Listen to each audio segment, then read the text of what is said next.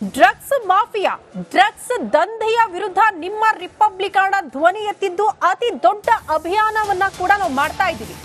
ಪ್ರಮುಖವಾಗಿ special sting operation ಮೂಲಕ ಎಷ್ಟು ಈಸಿಯಾಗಿ ಡ್ರಗ್ಸ್ ಸಿಕ್ಕವರ ಕೈ ಸೇರ್ತಾ ಇದೆ ಅನ್ನೋದ್ರ ಬಗ್ಗೆ ನಿಮ್ಮ ರಿಪಬ್ಲಿಕನ್ ಧ್ವನಿ ಎತ್ತಿತ್ತು. ಅದರ ಮುಂದುವರೆದ ಅಭಿಯಾನ ಜಸ್ಟ್ 30 ರೂಪಾಯಿಗೆ ಯಾವ ಅಂಗಡಿಯಲ್ಲಿ ಬೇಕಾದ್ರೂ ಕೂಡ ಈಸಿಯಾಗಿ ಮಕ್ಕಳ ಕೈಗೆ ಡ್ರಗ್ಸ್ ಸೇರ್ತಾ ಇದೆ, ಗಾಂಜಾ ಸೇರ್ತಾ ಇದೆ. ಪೋಷಕರು ಅಲರ್ಟ್ ಆಗಲೇಬೇಕು, ಮಿಸ್ ಮಾಡದೆ ಈ ಸ್ಟೋರಿಯನ್ನ ನೋಡ್ಲೇಬೇಕು. ಹೆತ್ತ ತಾಯಿ ಮಗನನ್ನ ಕೊಲ್ಲೋದಕ್ಕೆ ಅನುಮತಿ ಕೇಳ್ತಾರೆ ಅಂದ್ರೆ ಎಷ್ಟರ ಮಟ್ಟಿಗೆ ನೊಂದಿರಬಾರದು ಆ ಜೀವ. ಅದ್ರ ಬಗ್ಗೆ ಇವತ್ತು ರಿಪಬ್ಲಿಕನ್ ಧ್ವನಿ ಎತ್ತುತ್ತಾ ಇದೆ. ಪ್ರಮುಖವಾಗಿ ಜಯನಗರ ಶಾಸಕರು ಕೂಡ ಈ ಕುರಿತು ಒಂದು ಪತ್ರವನ್ನ ಕೂಡ ಬರೆದಿದ್ದಾರೆ. ಮೆಡಿಕಲ್ ಸ್ಟೋರ್ಗಳಲ್ಲಿ ಮಾತ್ರೆ ರೂಪದಲ್ಲಿ ಡ್ರಗ್ಸ್ ಮಾರಾಟ ಆಗ್ತಾ ಇದೆ ಅಂದ್ರೆ ನೀವು ನಂಬಲೇಬೇಕು. ಡ್ರಗ್ಸ್ಗೆ ಮಕ್ಕಳು ಬಲಿಯಾಗ್ತಿದ್ದಾರೆ, ತಾಯಂದಿರು ಸಿಡಿದೆದ್ದಿದ್ದಾರೆ. ವಿಡಿಯೋ ಮಾಡಿ ಮಹಿಳೆಯೊಬ್ಬರು ಆಕ್ರೋಶ ವ್ಯಕ್ತಪಡಿಸಿದ್ದಾರೆ. ಕಮಿಷನರ್ಗೆ ಜಯನಗರ ಶಾಸಕ ರಾಮಮೂರ್ತಿ ಅವರು ಕೂಡ ದೂರು ಕೊಟ್ಟಿದ್ದಾರೆ, ಕ್ರಮ ಕೈಗೊಳ್ಳಬೇಕು ಅಂತ. ಅಷ್ಟು ಸಾಕ ಅನ್ನೋದು ಕೂಡ ಪ್ರಶ್ನೆ ಇದೆ. ಮಹಿಳೆ ಆಕ್ರೋಶದ ವಿಡಿಯೋ ರಿಪಬ್ಲಿಕನದಲ್ಲಿ.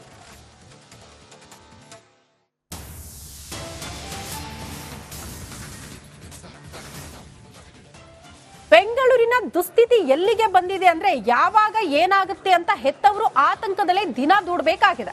ನಗರದಲ್ಲಿ ರಾಜಾರೋಷವಾಗಿ ಡ್ರಗ್ಸ್ ಸಿಗ್ತಾ ಇದೆ. ಕ್ರಮ ಕೈಗೊಳ್ಳಬೇಕಾಗಿದ್ದಂತ ಸರ್ಕಾರಕ್ಕೆ ಹೆತ್ತಮ್ಮ ಚೀಮಾರಿ ಹಾಕಿದ್ದಾರೆ. ಯಾವುದೇ ರೀತಿಯ ಕ್ರಮ ಆಗಿಲ್ಲ ಅಂತ ಬೆಂಗಳೂರಿನ ಕರಾಳ ಜಗತ್ತಿನ ಬಗ್ಗೆ ನಿಮ್ಮ ರಿಪಬ್ಲಿಕನ್ ಎಕ್ಸ್ಪೋಸ್ ಮಾಡ್ತಾ ಇದೆ. ಈ ಕುರಿತ ಒಂದು ರಿಪೋರ್ಟ್ ನಿಮ್ಮ ಮುಂದೆ.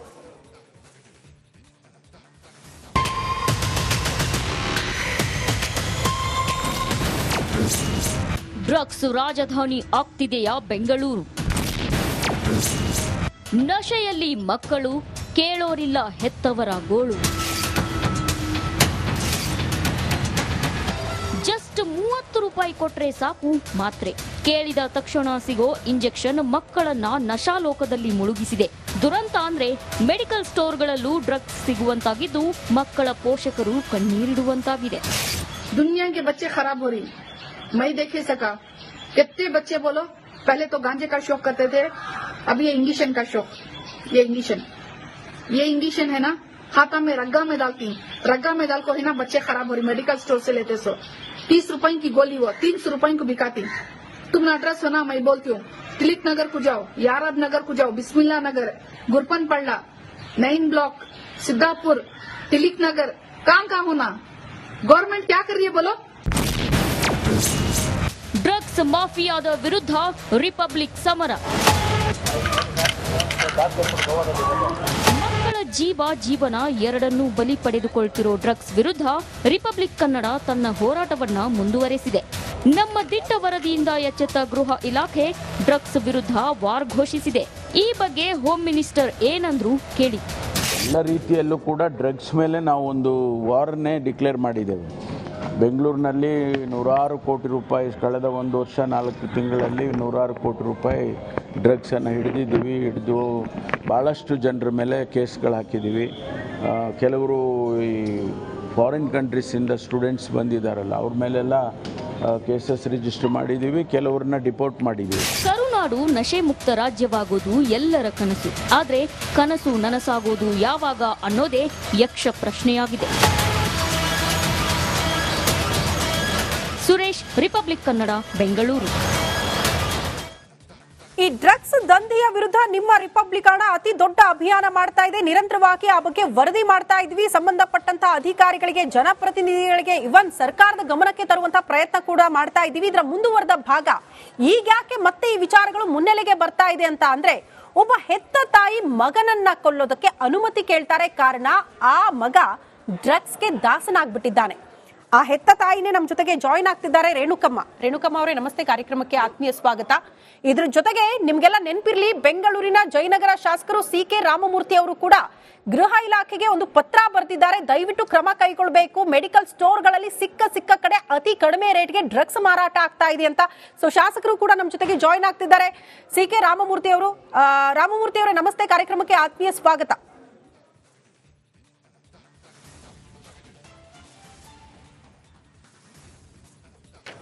ವಾಪಸ್ ಬರ್ತೀನಿ, ನಿಮ್ಮನ್ನ ಮಾತನಾಡಿಸ್ತೀನಿ. ರೇಣುಕಮ್ಮ ಅವರೇ, ಪ್ರಮುಖವಾಗಿ ಹೆತ್ತ ಮಗನನ್ನ ಕರ್ಕೊಂಡು ಹೋಗ್ತೀರಿ, ದಯವಿಟ್ಟು ಕೊಲ್ಲೋದಕ್ಕೆ ಅನುಮತಿ ಕೊಟ್ಬಿಡಿ ಅಂತ ಕೇಳ್ತೀರಿ. ಎಷ್ಟರ ಮಟ್ಟಿಗೆ ನೊಂದಿದ್ದೀರಿ ಅಂತ?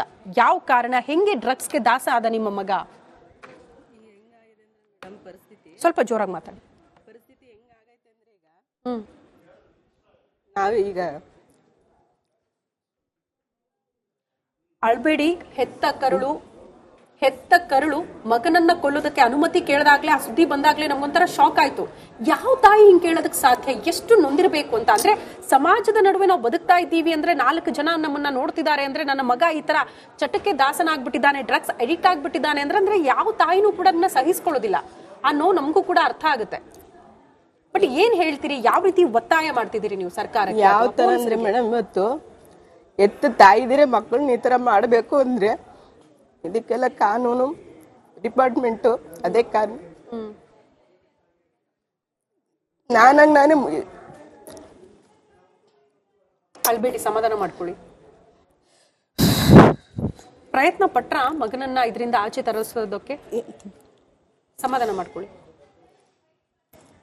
ಇದು 3ನೇ ಸತಿ ಮೇಡಮ್ ನಾನು ಹಿಡ್ಕೊಟ್ಟಿರೋದು, ಅವನಿಗೆ ಜೈಲಿಗೆ ಕಳ್ಸಿ ಬಂದಿರೋದು. ಇದು 3ನೇ ಸತಿ. 2 ಸತಿ ಹಿಡ್ಕೊಟ್ಟೆ, ಡಿಪಾರ್ಟ್ಮೆಂಟ್ನವ್ರು ಏನು ಮಾಡಲಿಲ್ಲ. ಏನ್ ಹೇಳ್ತಾರೆ? ಅವರು ಏನು ಮಾಡೋಕ್ಕಾಗೋದಿಲ್ಲ, ಕಂಪ್ಲೇಂಟ್ ಕೊಟ್ರೆ ಏನು ಮಾಡೋಕ್ಕಾಗಲ್ಲ ಕಣಮ್ಮ ಅಂತಾರೆ. ಅವರು ಕಾನೂನು ಆ ಥರ ಐತಂತೆ, ಏನು ಮಾಡೋಕ್ಕಾಗಲ್ಲಂತೆ. ಬಟ್ ಎಲ್ಲಿ ಸಿಗುತ್ತೆ? ಅಲ್ಲಿ ಬ್ರೇಕ್ ಹಾಕ್ಬೋದಲ್ಲ? ಅದೇ ಮೇಡಮ್ ನಾವು ಅದೇ ಹೇಳ್ತಿರೋದು. ಇಡೀ ಮಾಡ್ತೇವೆ ಅಂತ ಅವತ್ತು ಮಾತಾಡಿದ್ನಲ್ಲ, ಅಷ್ಟು ಮಾಡಿ ಅಂತ ಹೇಳ್ತಾ ಇದ್ದೀನಿ. ಆದ್ರೆ ಹಿಂಗೆ ಎತ್ತಾ ಇದ್ದೀರಿ ಮಕ್ಕಳುಗಳ್ನ. ಈ ತರ ಯಾರಿಗೂ ನಮ್ಮ ತರ ಪರಿಸ್ಥಿತಿ ಯಾರಿಗೂ ಬರಬಾರ್ದು. ಎತ್ತಾ ಇದ್ದೀರಿ ತಗೊಂಡೋಗಿ ಜೈಲಿಗೆ ಹಾಕ್ಸೋಂಥ ಪರಿಸ್ಥಿತಿ. ಅಂದ್ರೆ ಅವನ್ನ ಹಿಡ್ಕೊಟ್ನಲ್ಲ ಅಂತ ಅಷ್ಟು ನೋವು ಐತೆ. ನಾನೇ ಹಿಡ್ಕೊಟ್ನಲ್ಲ ನನ್ನ ಮಗನ ಅಂತ ಅಷ್ಟು ನೋವು ಐತೆ. ಒಂದ್ ಕಡೆ ಖುಷಿನೂ ಐತೆ. ಮಗ ಎಲ್ಲಿತಾನೆ? ಜೈಲಿಗೆ ಬಿಟ್ಟು ಬಂದಲ್ಲ ಅಂತ ಒಂದ್ ಕಡೆ ಖುಷಿನೂ ಐತೆ ಮೇಡಮ್. ಯಾಕಂದ್ರೆ ಸೇಫ್ ಆದ ಅವನು. ಹೊರ್ಗಡೆ ಇದ್ದಿದ್ರೆ ಜನಗಳು ಒಡೆದು ಇದು ಮಾಡೋರು, ಸಾಯಿಸಾಕಾರು ಜನಗಳು ಅವನ್ನ. ಅವ್ನು ಬಿಡ್ತಿರ್ಲಿಲ್ಲ ನಾವೇನೇ ಮಾಡು. ನಾನು 3 ವರ್ಷದಿಂದ ತುಂಬಾ ಪ್ರಯತ್ನ ಪಟ್ಟಿದ್ದೀನಿ, ಎಲ್ಲಾ ಮಾಡಿದ್ದೀನಿ. ಅವ್ನಿಗೆ ಅದನ್ನೆಲ್ಲ ಬಿಡಿಸ್ಬೇಕು. ರಿಯಾಬ್ಗೆಲ್ಲ ಹಾಕಿದ್ದೀನಿ, 6 ತಿಂಗಳು ರಿಯಾಬ್ಗೆ ಹಾಕಿದ್ದೀನಿ.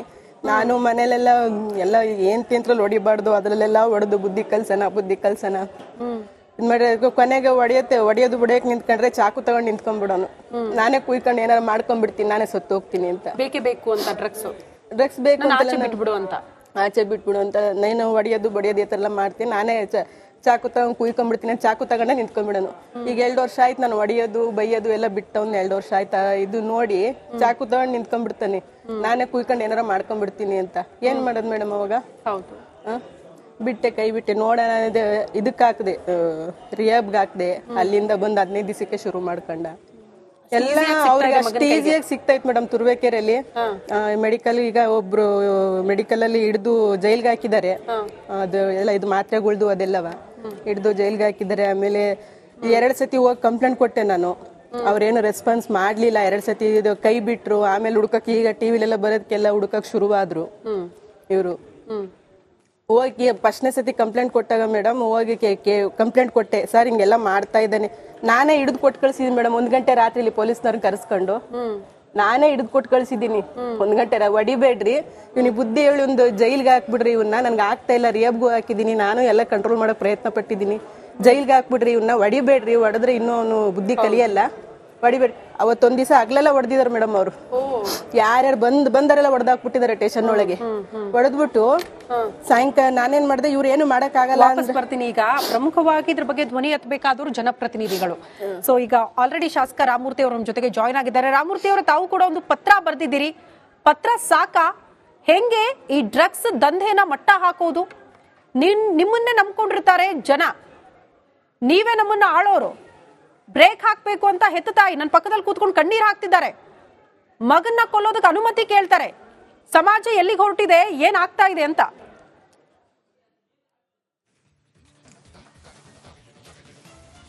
ಅವ್ರನ್ನ ಗಮನಿಸಿದ್ರೆ ಕೂಡ ನಮ್ಮಲ್ಲೂ ಕೂಡ ಅವ್ರು ಮಾತಾಡಿದ್ದು ಕಣ್ಣಲ್ಲಿ ನೀರು ಬರುತ್ತೆ.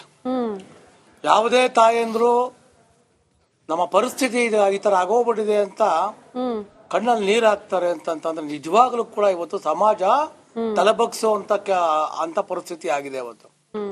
ಈಗ ನಮ್ಮದೇ ಮತಕ್ಷೇತ್ರದ ಒಬ್ಬ ಮಹಿಳೆಯವರು ವಾಟ್ಸಪ್ ಮಾಡಿದ್ದಾರೆ. ಹೌದು, ಆ ವಾಟ್ಸಪ್ ಎಲ್ಲ ಕಡೆ ಹರಿದಾಡ್ತಾ ಇದೆ. ಗುರಪ್ಪನಪಾಳ್ಯ, ಬಿಸ್ಮಿಲ್ಲಾ ನಗರ, ತಿಲಕ್ ನಗರ, ನೈಮ್ ಪ್ಲಾಕು ಈ ಕಡೆ ಬರೀ 30 ರೂಪಾಯಿಗೆ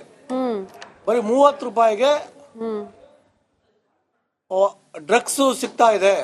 ಇವತ್ತು ಯಾರು ಮಧ್ಯಮ ವರ್ಗದ ಮಕ್ಕಳು, ಬಡ ಮಕ್ಕಳು ಇವತ್ತು ಎಲ್ಲೋ ಒಂದ್ ಕಡೆ ಇವತ್ತು ಅದಕ್ಕೆ ಅಡಿಕ್ಟ್ ಆಗ್ತಾ ಇದ್ದಾರೆ ಅಂತ ಇದ್ರ ಬಗ್ಗೆ ಸರ್ಕಾರ ಏನ್ ಕ್ರಮ ತಗೊಂಡಿದೆ? ಓಟ್ ಹಾಕಿದೆ ನಾವು ತಪ್ಪ ನಿಮ್ಗೆ? ಈ ತರ ತಮ್ಮ ಅಳಲನ್ನ ವ್ಯಕ್ತಪಡಿಸ್ತಾ ಈ ಹಿಂದೆ ನಿಮ್ದು ಬಿಜೆಪಿ ಸರ್ಕಾರನೂ ಇತ್ತು, ಹಾಗಾದ್ರೆ ನಿಮ್ಗೆ ಯಾಕೆ ಆಗ್ಲಿಲ್ಲ? ಡ್ರಗ್ಸ್ ದಂಧೆನ ಮಟ್ಟ ಹಾಕೋದಕ್ಕೆ ನಿಮ್ಗೆ ಯಾಕೆ ಆಗ್ಲಿಲ್ಲ? ಈಗ ಸರ್ಕಾರ ಅಲ್ಲ, ಪ್ರತಿಯೊಬ್ಬರ ಜವಾಬ್ದಾರಿ ಅಲ್ಲ. ಈಗ ನೋಡಿ, ಈಗ ನಾನು ಹೇಳ್ತಾ ಇರೋದು ಆ ಸರ್ಕಾರ ಈ ಸರ್ಕಾರ ಅಂತಿಲ್ಲ. ಸರ್ಕಾರ ಇವಾಗ ಸರ್ಕಾರ ಎಕ್ಸಾಕ್ಟ್ಲಿ ಹಂಗ್ ಮಾತಾಡಿ. ಇವತ್ತು ಯಾವ ಸರ್ಕಾರ ಇದೆ, ಆ ಸರ್ಕಾರದಲ್ಲಿ ಇದನ್ನ ಕಂಟ್ರೋಲ್ ತಗೋಬೇಕಾಗಿದ್ದು ಆ ಸರ್ಕಾರದ ಒಂದು ಕರ್ತವ್ಯ.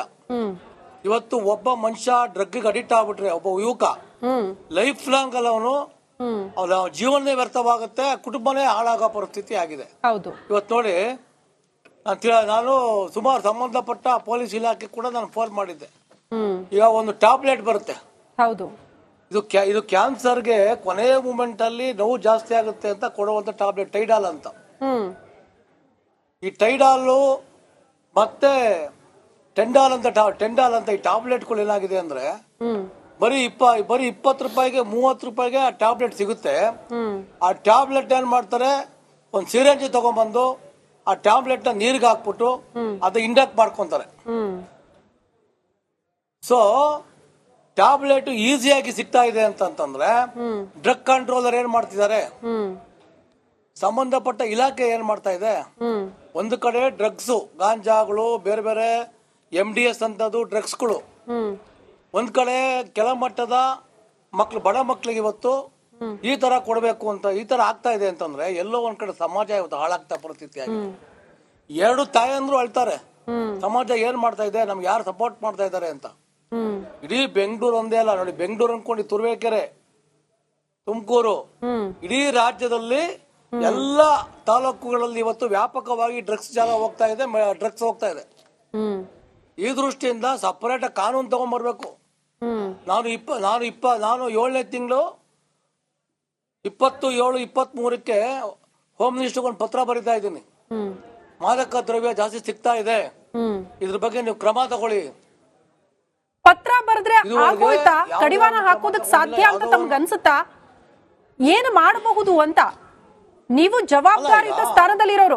ರಾಮಮೂರ್ತಿ ಅವರು ಇನ್ನೊಂದು ಆರೋಪನೂ ಇದೆ, ಹಂಗೆ ಜನಪ್ರತಿನಿಧಿಗಳು ತಮ್ಮ ಫಾಲೋವರ್ಸ್ಗೆ ತಾವೇ ಡ್ರಗ್ಸ್ ಸಪ್ಲೈ ಮಾಡ್ತಾರೆ ಅಂತ. ನಿಮ್ಗೆಲ್ಲ ನೆನಪಿರಬಹುದು, RR ನಗರದಲ್ಲಿ ಒಂದು ಘಟನೆ ಆಗುತ್ತೆ, ಅವರೇ ಕೊಡ್ತಾರೆ ಬಿಡಿ ಡ್ರಗ್ಸ್ ನ ಸಹಚರರಿಗೆ, ಅವರೇ ಬಂದ್ರೆ ದಾಂಧಲೆ ಮಾಡ್ತಾರೆ ಅಂತ ಒಂದು ಆರೋಪ ಕೇಳೋದಕ್ಕೆ ಸಿಕ್ತು ಸರ್. ಈಗ ನೋಡಿ, ಯಾವುದೇ ಒಬ್ಬ ಮಕ್ಕಳನ್ನ ಯಾರು ಕೂಡ ಕೆಟ್ಟ ಬಯಸಲ್ಲ. ಇವತ್ತು ನೀವು ನೋಡ್ತಾ ಇರ್ಬೋದು, ಬರೀ ಶಾಸಕರಾಗ್ಲಿ, ಬರೀ ಪ್ರತಿನಿಧಿಗಳೇ ಒಂದು ಜವಾಬ್ದಾರಿ ಅಲ್ಲ, ಸಮಾಜದಲ್ಲಿ ಇರುವಂತ ಎಲ್ಲರೂ ಕೂಡ ಇದಕ್ಕೆ ಈ ಒಂದು ಡ್ರಗ್ಸ್ ವಿರೋಧ ಅಭಿಯಾನಕ್ಕೆ ಎಲ್ಲ ಕೈ ಜೋಡಿಸ್ಬೇಕು. ಹೌದು, ಬರೀ ಪೊಲೀಸ್ನವ್ರಿಗೆ ಇನ್ಫಾರ್ಮೇಶನ್ ಕೊಡಬೇಕು. ಎಲ್ಲಿ ಡ್ರಗ್ಸ್ ದಂಧೆ ಆಗ್ತಾ ಇದೆ, ಎಲ್ಲಿ ಈ ತರ ಮೆಡಿಕಲ್ ಸ್ಟೋರ್ ಅಲ್ಲಿ ಈ ತರ ಟ್ಯಾಬ್ಲೆಟ್ಗಳನ್ನ ಕೊಡ್ತಾ ಇದ್ದಾರೆ, ಸಮಾಜ ಯಾವತ್ತು ಎಚ್ಚೆತ್ಕೋಬೇಕು. ಆ ದೃಷ್ಟಿಯಿಂದ ಇವತ್ತು ನಮಗೆ ಬರೀ ಒಂದ್ ಸೈಡ್ ಮಾತ್ರ ಆಗಲ್ಲ, ಇಡೀ ಸಮಾಜದಲ್ಲಿ ಡ್ರಗ್ಸ್ ಬಗ್ಗೆ ಹೋರಾಟ ಮಾಡಬೇಕು ಅಂದ್ರೆ ಇದು ಕ್ಯಾನ್ಸರ್ ಇದ್ದಂಗಿದು. ಹೌದು, ಈ ಕ್ಯಾನ್ಸರ್ ನ ತೊಳಿಬೇಕು ನಾವು ಅಂತಂದ್ರೆ ಇಡೀ ಸಮಾಜ ಎದ್ದು ನಿಂತ್ಕೋಬೇಕು. ಸರ್ಕಾರ ಒಂದು ಕಠಿಣ ಕ್ರಮ ತಗೋಬೇಕು. ಯಾವ್ಯಾವ ಮೆಡಿಕಲ್ ಸ್ಟೋರ್ ಅಲ್ಲಿ ಡಾಕ್ಟರ್ ಚೀಟಿ ಇಲ್ದಲೆ, ಡಾಕ್ಟ್ರು ಡಿಪ್ರೆಷನ್ ಇಲ್ದಲೆ ಯಾರ್ಯಾರು ಕೊಡ್ತಾರೆ ಅದನ್ನ ಕ್ಲೋಸ್ ಮಾಡಿಸ್ಬೇಕಂತ ದಯಮಾಡಿ. ಎಸ್, ರಾಮಮೂರ್ತಿ ಅವರು ವಾಪಸ್ ಬರ್ತೀನಿ, ದಯವಿಟ್ಟು ಹಾಗೆ ಸಂಪರ್ಕದಲ್ಲಿ ಮತ್ತೆ ಮಾತಾಡಿಸ್ತೀನಿ ನಿಮ್ಮನ್ನ. ಒಟ್ನಲ್ಲಿ ನಮ್ಮ ಪ್ರಶ್ನೆ ಇಷ್ಟೇ, ಬುಡ ಸಮೇತ ಯಾಕೆ ಡ್ರಗ್ಸ್ ದಂಧೆನ ಮಟ್ಟ ಹಾಕುವುದಕ್ಕೆ ಇಲ್ಲಿ ತನಕ ಯಾವ ಸರ್ಕಾರಕ್ಕಾಗ್ಲಿ ಗೃಹ ಇಲಾಖೆಗಾಗ್ಲಿ ಸಾಧ್ಯ ಆಗ್ತಾ ಇಲ್ಲ ಅನ್ನೋದು ಪ್ರಶ್ನೆ.